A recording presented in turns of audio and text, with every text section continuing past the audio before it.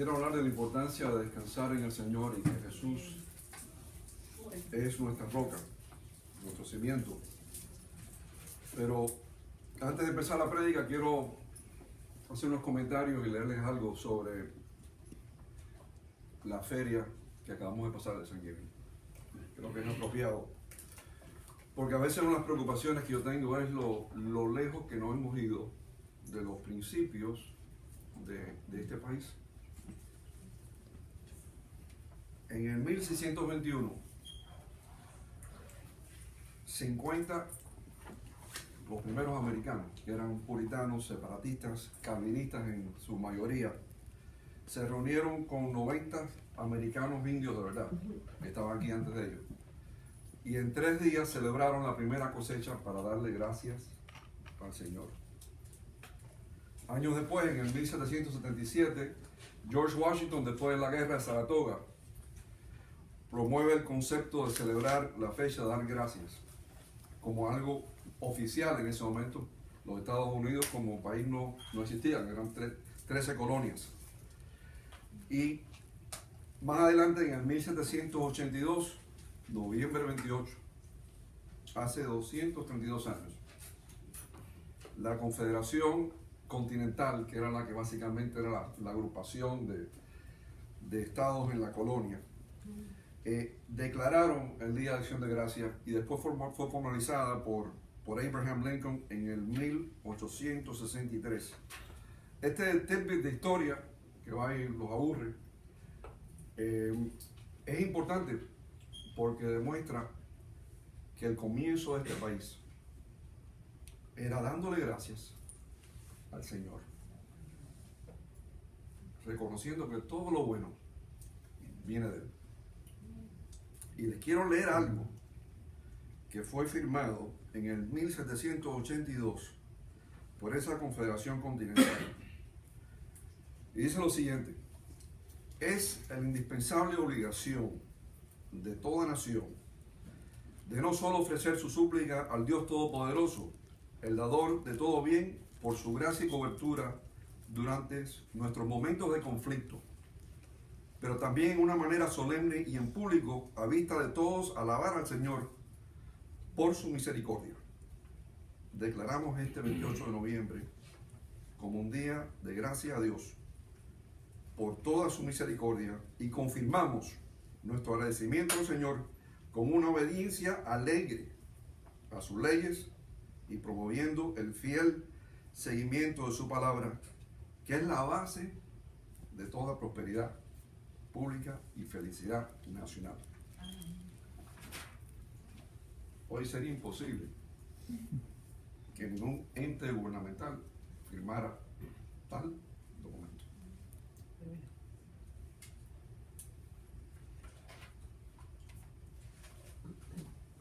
De ahora empiezo.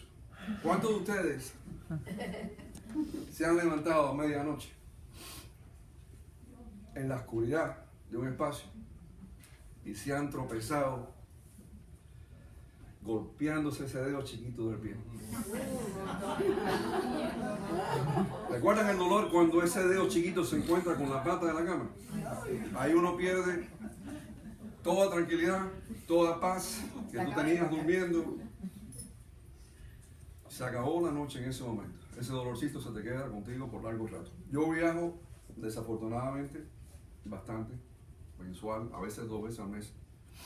Y no sé si es por viejo o por sabiduría, pero la primera cosa que hago después de registrarme y llegar a la habitación son 2 cosas. Número 1, ver dónde está el termostato. Y la segunda es ver dónde está ese chucho de la luz. Porque yo sé que si me levanto de noche en la oscuridad, no sé dónde estoy, no sé bien a dónde voy y no sé qué obstáculo tengo en mi camino, el resultado va a ser bien doloroso. Mira, todos pasamos por momentos de oscuridad, todos.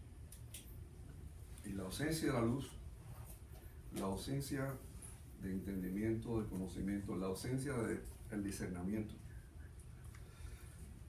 resulta en falta de seguridad, te detiene o te frena, pues yo no creo que nadie corre en la oscuridad, todo el mundo va caminando despacito.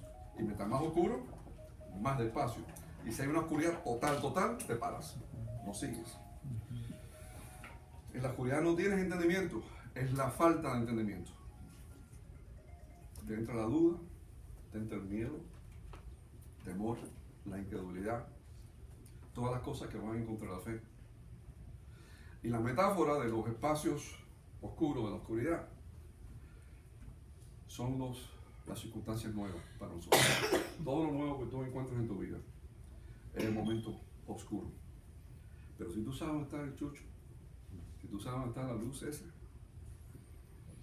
en ese momento tienes entendimiento en tu corazón, tienes luz debajo de tus pies, y la debilidad, la inseguridad, el miedo se transforma en seguridad, confianza, autoridad, fuerza y vigor.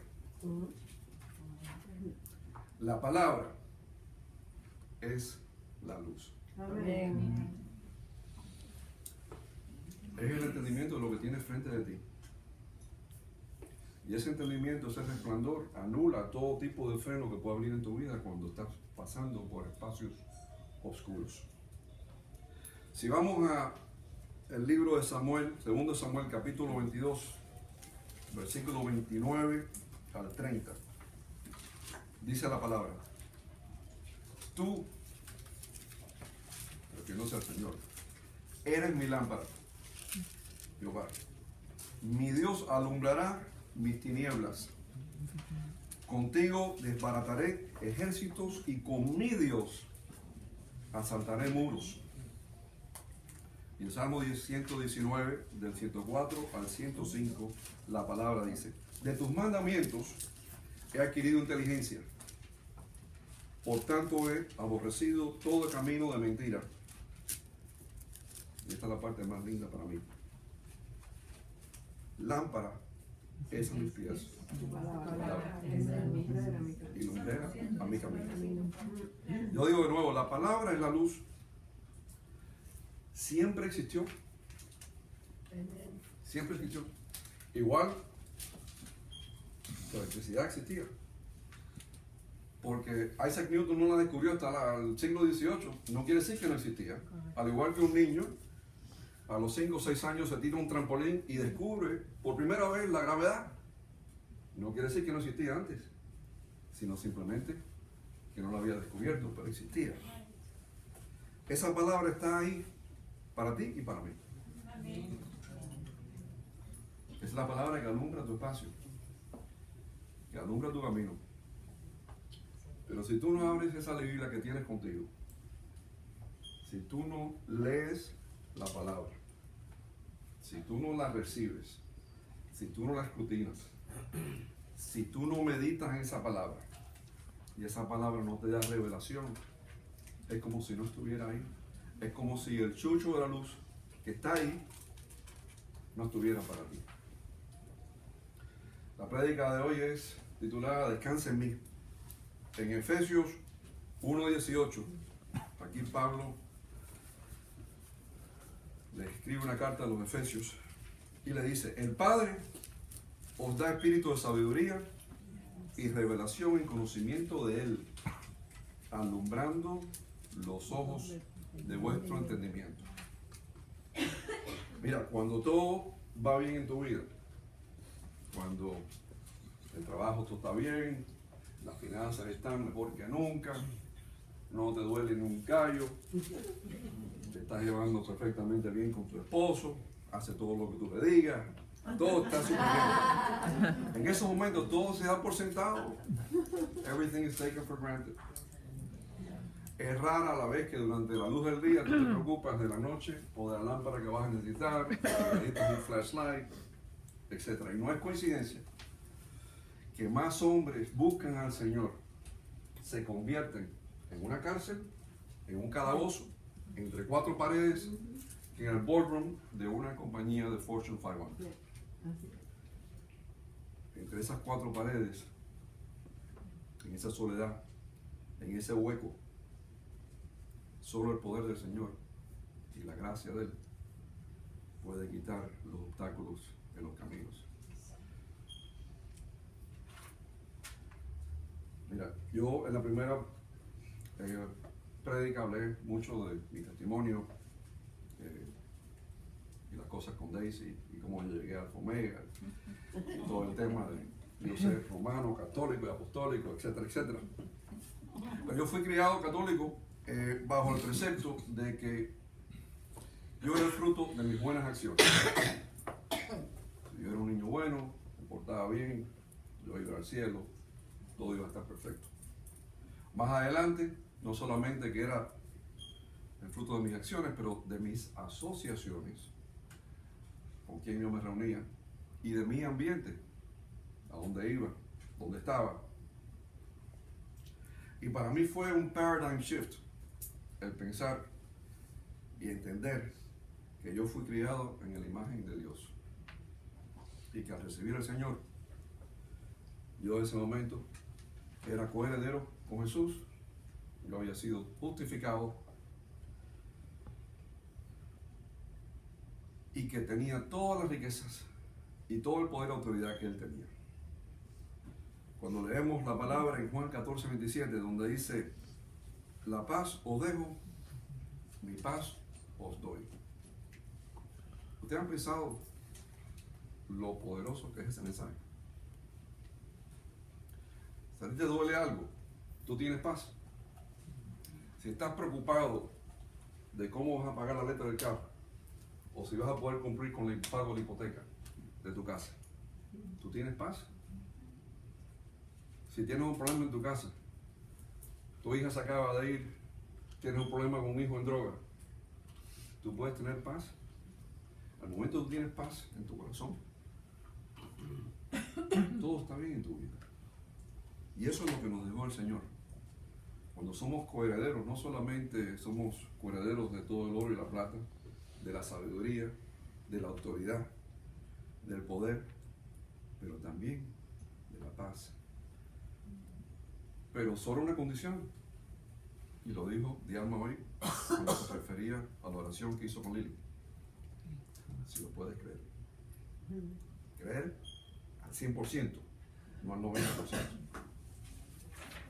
Como buen católico, yo estaba acostumbrado que la única voz que se oía era la del sacerdote todos los domingos en la misa.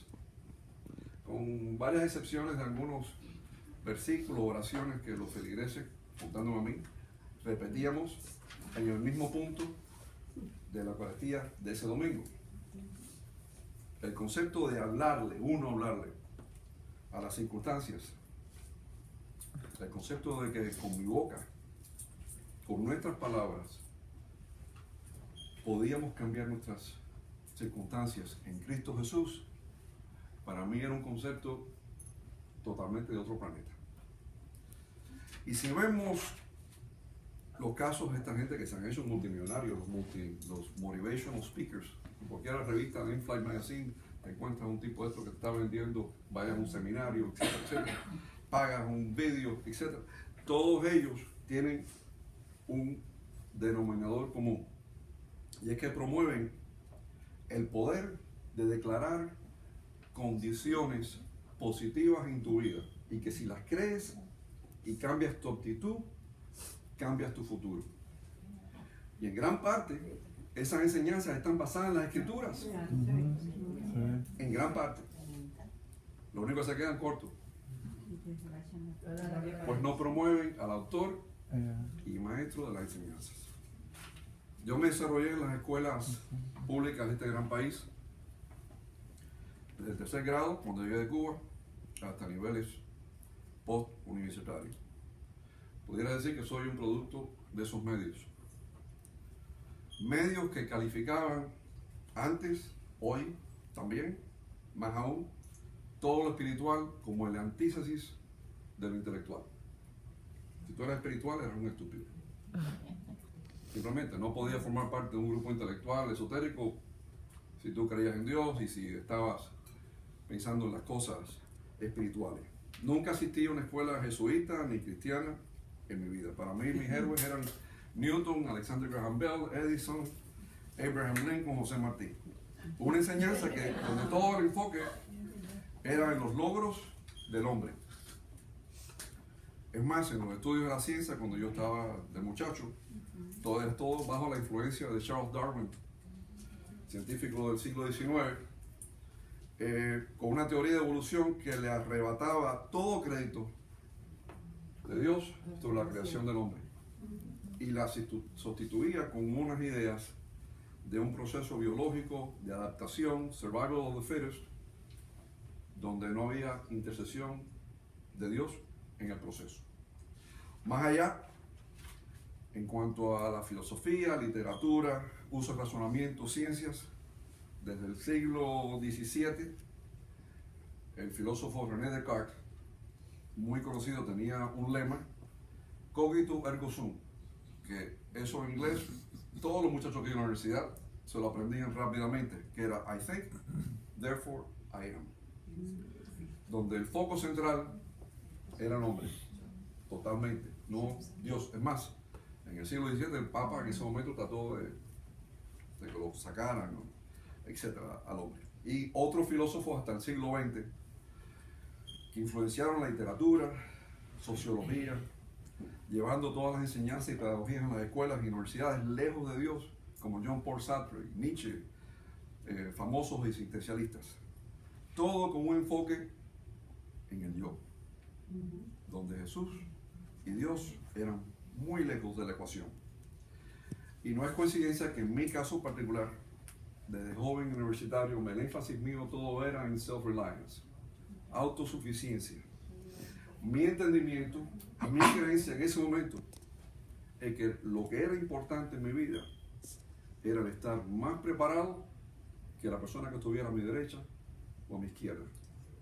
Que el éxito o fracaso mío era una función de mi mente, de mi capacidad, de mi afán de triunfar.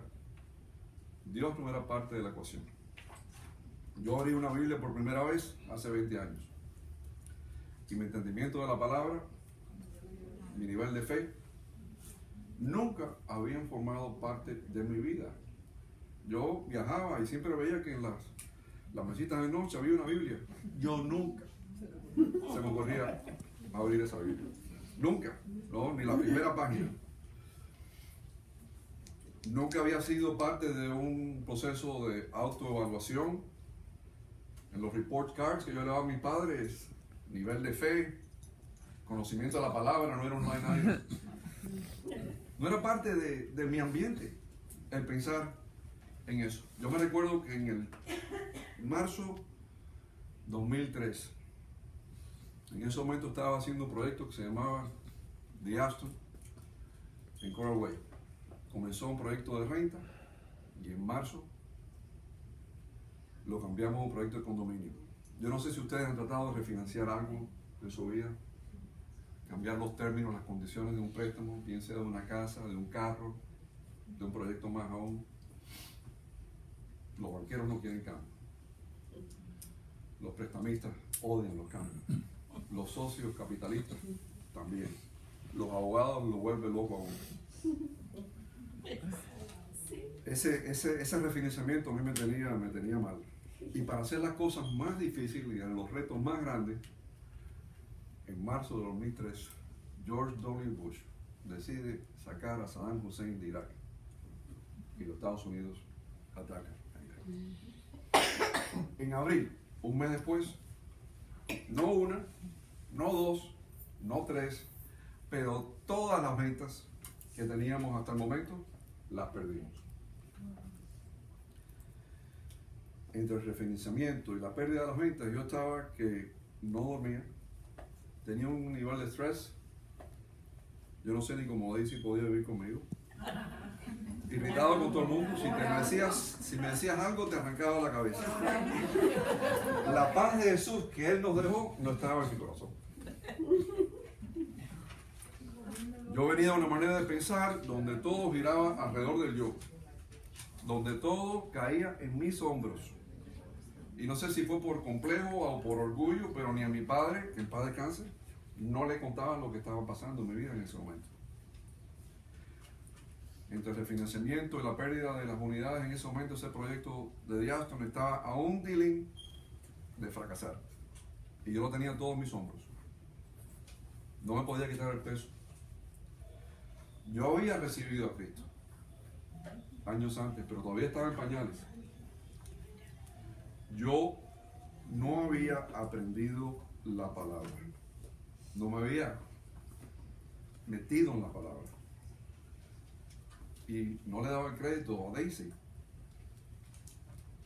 Crédito que se merecía, que muchos me estaban empujando. Recuerdo que al finalizar el refinanciamiento y recuperar las ventas, conmovido con gran emoción, yo me llevé a Daisy una semana a una islita en el Caribe. Reconocí algo que yo ni le había dicho a ella. Yo estaba a un punto de un nervous breakdown en esos tiempos. De verdad que no podía, porque me lo tenía todo arriba de mí. Y reflexioné en esa isla que lo que había pasado, ningún padre quiere que su hijo esté sofocado con estrés, con ansiedad, con los dolores de cabeza, con las preocupaciones. Ninguno de ustedes quiere que su hijo tenga eso. Lo que pasó a mí en el 2003 es que aunque yo había recibido a Jesús años antes, yo de verdad, I was not all in. Yo estaba parcialmente en el tema. Para mí todavía en el 2003 lo que sucedía era una relación de lo que yo había hecho o no había hecho. Punto. No había una parte de Dios en el programa. Yo nunca he dado el espacio a Dios en mi vida pensando sobre las cosas. Yo solamente alimentaba el ego mío con lo que hacía. Esa era la gasolina de todos los días cuando me levantaba. Y le daba tanto crédito al Señor en mis logros como Darwin le dio en sus teorías de la creación del hombre. I was no better than him. En verdad, I was no better than him.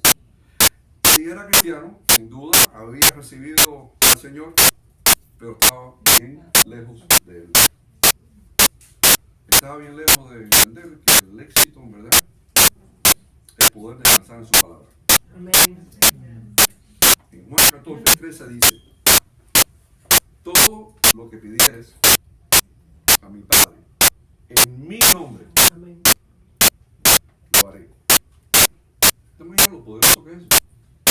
No dice las cosas pequeñas. No dice si me duele un cabello, si me duele un dedo, tengo un dolorcito de cabeza. Todo, quiere decir todo. Pero es parte, lo digo parcialmente, con condiciones. No hay un footnote, no hay nada en small print. Todo. Pero en mi Padre.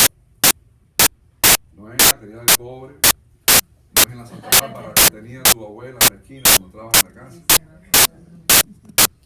En nombre mío, en nombre de Jesús. Ya, si tú has recibido al Señor como tu Dios, como tu Salvador, tú ya te ganaste la salvación. Vas a ir al cielo. Aleluya. Fenomenal.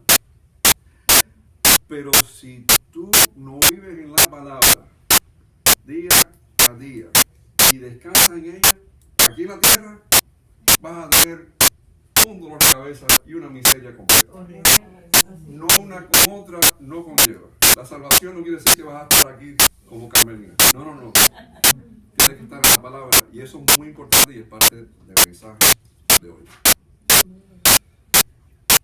El Señor quiere que cuando yo diga, yo creo en ti, esas palabras sean una reflexión de mi habilidad de descansar en Él. Y que ese descanso sea un espejo del entendimiento de la palabra y de mi nivel de fe. No que sea una palabra vacía, sin peso. Cuando tú ayudas a tus hijos y le das un consejo, estás ahí para ayudarlos.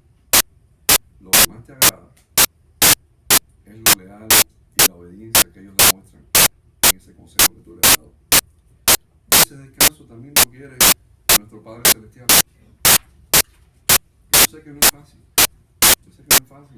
Porque estás tan acostumbrado a que todo tienes que hacerlo tú. Lo opuesto de descansar en algo o en alguien es ser independiente.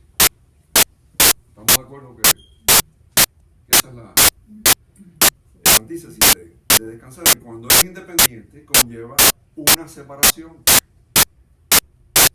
matrimonios, ¿verdad? Donde la independencia entre el hombre y la mujer, todas las cuestiones modernas, representa una brecha, un espacio entre el hombre y la mujer. Está más independiente uno de otro, quiere decir que menos depende uno del otro. Más distancia hay entre uno y el otro. Pero mientras más dependemos en él, mientras más descansamos en su palabra, más cerca estamos de él. Como dice la canción que cantamos por la mañana, mi alma está pegada. ¿Qué es lo que hacen muchos de nuestros hijos cuando quieren independizarse? ¿Qué es lo primero que hacen? Se van de la casa. Se alejan.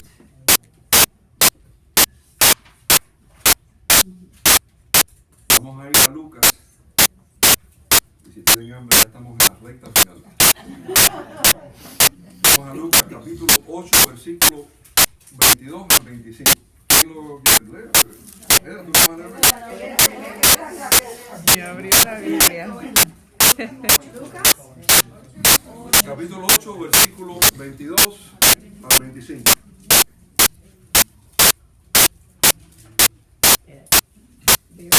Ella estaba medio dormida, estaba entretenida. No, está escuchando.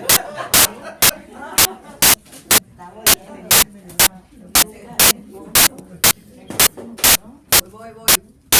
A ver, Experta. 8.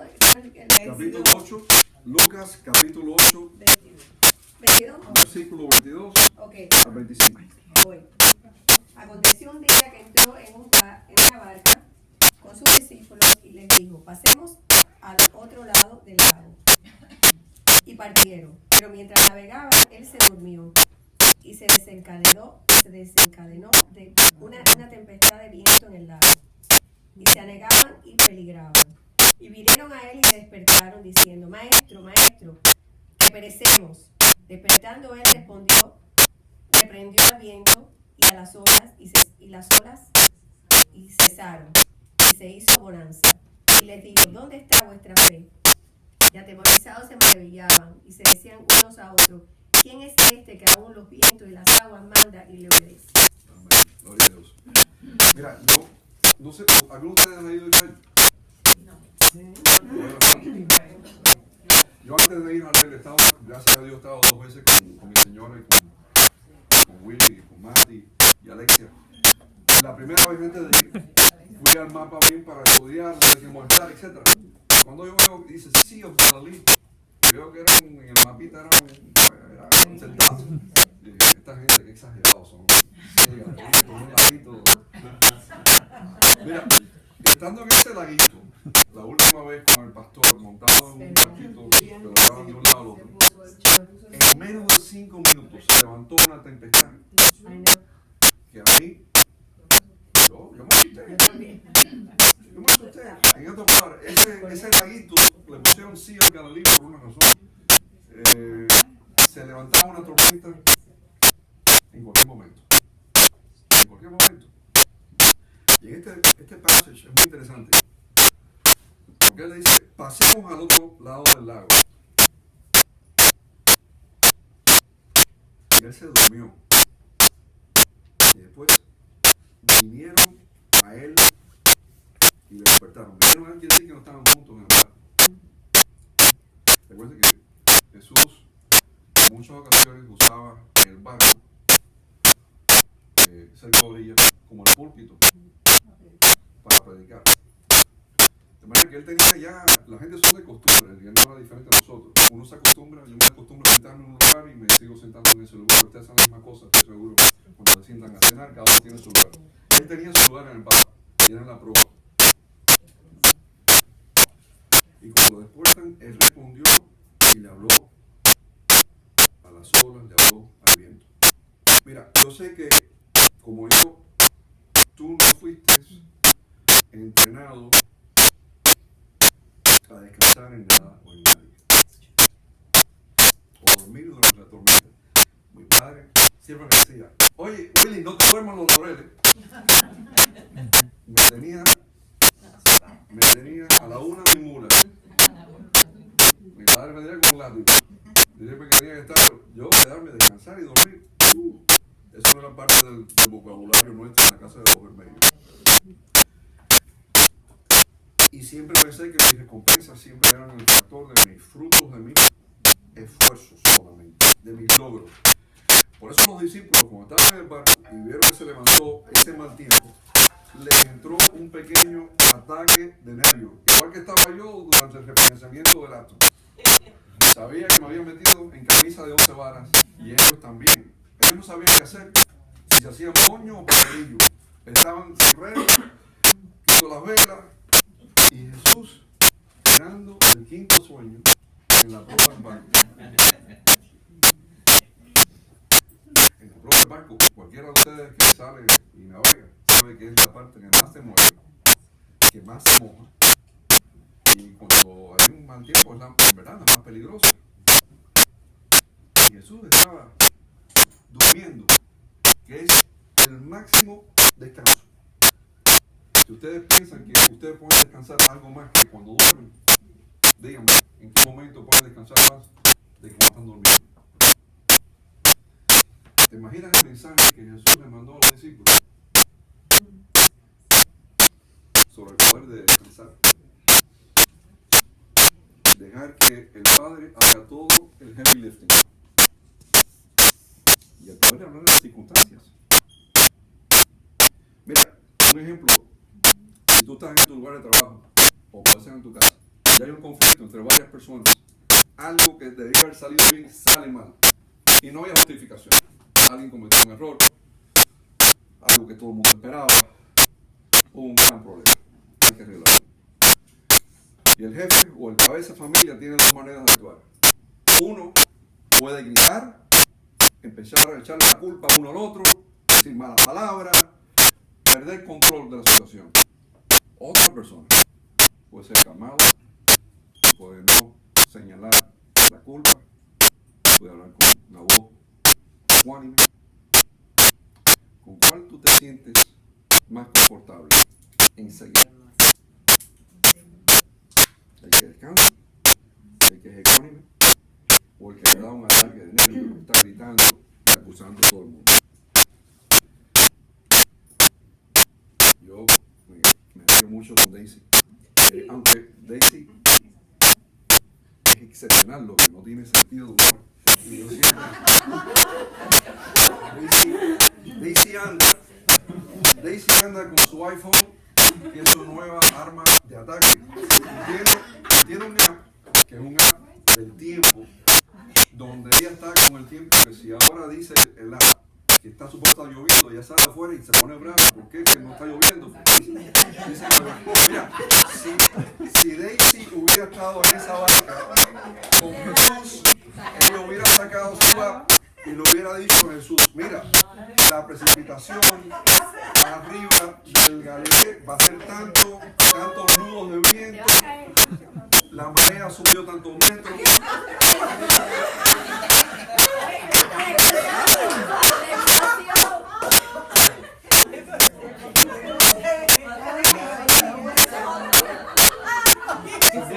Se puso brava Daisy.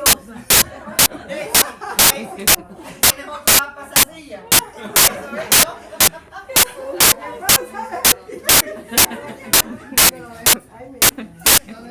Tranquilo, hago ese comentario, obviamente, no me va a costar mucho después. Jesús le dijo a los discípulos, pasemos al otro lado. No digo pasemos al otro lado si el tiempo está bueno. No puso condiciones. Y aquí está el mensaje de hoy. Si tú declaras con tu boca, tienes fe en tu corazón y descansas en él, todo es posible. Pero no puedes estar con dudas, no puedes tener ese pequeño hilito de maybe, no sé, figúrate, todas las circunstancias, todo el historial, todos los récords dicen diferente. Nerviosismo y preocupación, no puedes estar con eso. Jesús durmió. Mira, cuando tú quieres dirección en tu vida, que el Señor te guíe y dice que sea la voluntad de Dios, que sea lo que Dios quiera. Está perfecta tu petición. Pero cuando tú tienes una necesidad en tu vida, la cual la puedes definir, le puedes poner nombre y apellido, como pasar al otro lado. Pero dices lo que Dios quiera. Lo que estás diciendo es una de dos cosas. Una, que a ti no te interesa el resultado. O dos, peor aún, que dudas de la habilidad del Señor de darte lo que estás pidiendo. Estás anulando las promesas que Él tiene para ti. El poder que tú tienes en Cristo Jesús de usar la boca y cambiar las circunstancias es el poder que tú has heredado. No lo estás usando. Y si no reconoces ese regalo que tienes por gracia del Señor de cambiar las circunstancias, es como si tú rechazas un regalo que tu padre te da a ti. Te ha dado algo con un poder de hacer cosas y tú simplemente no lo usas. Lo echas a un lado. No importa lo bien que hubieran remado los discípulos, lo bien que hubieran atado las cuerdas, o lo bien que hubieran fijado la barca en rumbo en contra de las olas. Si no descansaban en Él y no hubieran sido obedientes a Él, no hubieran cruzado al otro lado. Si tú viniste hoy siendo atacado, con una preocupación de tu trabajo, problemas de salud, problemas en la familia, tu yerno, tu nuera, pasando por un momento negro, pasando por un espacio de oscuridad, deja que la palabra sea tu lámpara. Amén. Que te guíe. Amén. Que sea la luz en tu camino. Y que tú descanses en Él como tú quisieras que los hijos tuyos descansen en ti. Y te aseguro que pasarás al otro lado. Y ya vamos a terminar ahora con Efesios. En Efesios 2, versículo 20 al 22, dice la palabra: Jesús siendo la piedra principal, en quien todo edificio bien coordinado va creciendo. No escogí esto porque está Raúl Masvidal, Bob Chisholm y Rafael, que todos construyen, arquitectos, ingenieros. Aquí cuando hablan de edificio, el edificio somos nosotros. Sí. Y lo que está diciendo es que dice bien coordinado va creciendo. Lo que quiere decir eso es que no es en un momento que vas a descansar en Él. Es durante todo tu proceso, durante todo momento. Te levantas por la mañana hasta el momento que te acuestas. It's not a one-shot deal. Esto no es una píldora esa como un antibiótico que te tomas uno y ya estás listo. No. Esto es continuo. Él quiere que tú le digas a tu padre: papá, yo hice mi parte, ahora es la tuya, que pesa mucho para mí. Descansa en Él con una fe ilimitada. Y no hay nada que papá no podrá hacer por ti. Te puedo decir que lo hizo por mí. Si tú has aprendido a descansar en Él y tu fe necesita una inyección de B12, yo quiero orar por ti.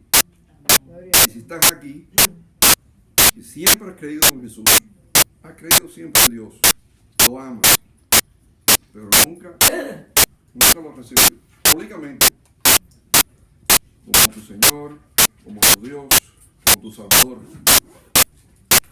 yo quiero que vengas y voy a orar contigo también, porque Él murió por nosotros públicamente,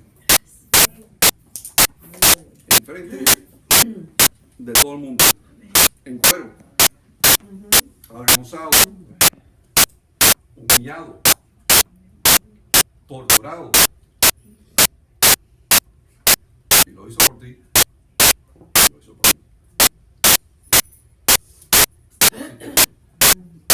Si hay alguien aquí que quiere recibir al Señor, venga adelante. Y si hay alguien que tenga un espacio oscuro en este momento, también, y voy a orar contigo. Y si no, voy a traer a mi esposa para que ella nos despida en oración. Ay, Dios mío.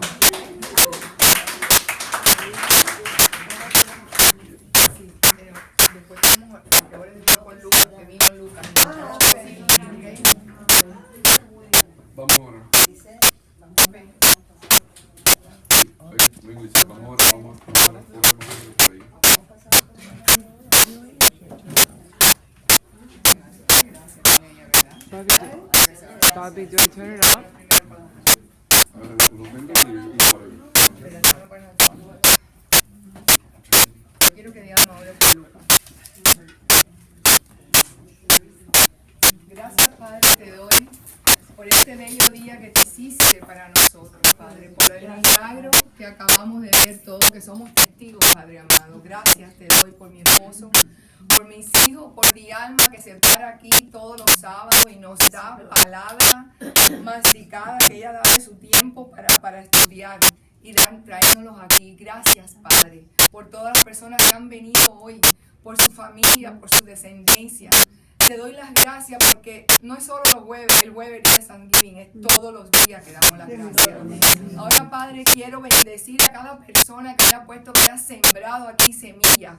Que esto, Padre, dale sabiduría y alma, dónde poner esta ofrenda, Padre amado, que es necesario para llevar tu evangelio a todas esas partes, a todas personas que lo necesitan oír, Padre amado.